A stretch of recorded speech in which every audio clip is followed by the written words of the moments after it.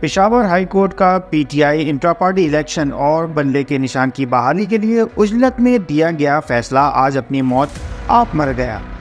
اور اس وقت فیصلے پر جشن منانے والے یوتھیوں کو سمجھ نہیں آ رہی کہ اب ان کا بنے گا کیا،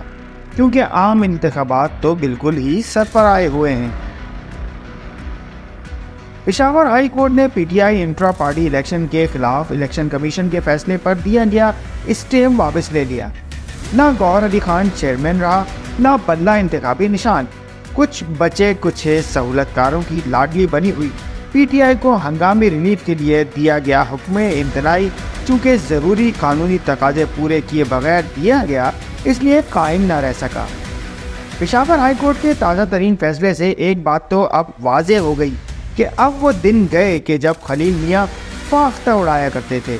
اور جائز ناجائز ہر طرح کا ریلیف ڈنکے کی چوٹ پر انجوائے کیا کرتے تھے۔ مثل مشہور ہے کہ دھوبی کا کتا نہ گھر کا نہ گھاٹ کا، کچھ ایسا ہی معاملہ ہوا ہے پی ٹی آئی کے انٹرا پارٹی الیکشن اور انتخابی نشان کے معاملے میں۔ پرانے الیکشن کو بانی چیئرمین کے سزا یافتہ ہونے کا زنگ کھا گیا اور نئے چیئرمین جعلی اور ڈمی انتخابی عمل کی بھیٹ چڑھ گئے۔ اس وقت صورتحال یہ ہے کہ بانی چیئرمین عمران خان نااہل ہیں، ڈمی چیئرمین کا وجود ہی نہ رہا اور بلہ بھی نہ ملا، گویا